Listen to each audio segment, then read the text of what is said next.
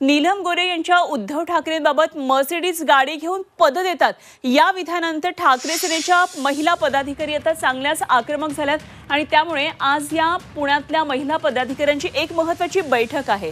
तेव्हा मातोश्रीवर आज दुपारी 12 वाजता तातडीची बैठक बोलावली आहे। पुणे महिला आघाडीच्या संघटक रंजना नेवाळकर यांच्या अध्यक्षतेखाली ही महिला पदाधिकाऱ्यांची बैठक होणार आहे। शिवसेनेच्या अंगीकृत संघटनांच्या सर्व महिला पदाधिकाऱ्यांची सुद्धा बैठक असणार आहे। आपण जाणून घेऊया सीमाकडून काय नेमकं या बैठकीमध्ये आज होणार आहे। सीमा, आज ही महत्त्वाची बैठक असणार आहे कारण ही महिला पदाधिकाऱ्यांची बैठक आहे आणि एक नीलम गोरेंच्या संदर्भात काय नेमका आक्रमक पवित्रा घेतात याकडे लक्ष आहे। काय काय नेमके या सगळ्या घडामोडी आहेत? अनुपमा, आपण जर बघितलं तर काल दिल्लीमध्ये साहित्य संमेलनात बोलताना नीलम गोरे, उपसभापती नीलम गोरे यांनी एक मोठं वक्तव्य केलं आणि त्यानंतर संपूर्ण राजकारणामध्ये टीका टिप्पणी होताना आपल्याला पाहायला मिळत आहेत, दावे प्रतिदावे करताना आपल्याला पाहायला मिळत आहे।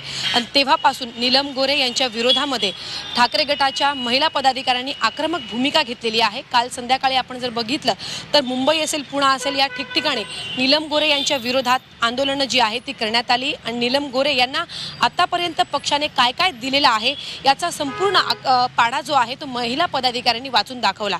सोबतच आज महत्त्वाची बैठक जसं पुण्यामध्ये पार पडणार आहे तसंच मातोश्री येथे सुद्धा महिलांची एक तातडीची बैठक जी आहे ती पार पडत आहे। रश्मी ठाकरे सुद्धा या बैठकीला उपस्थित राहण्याची शक्यता जी आहे ती वर्तवली जाते।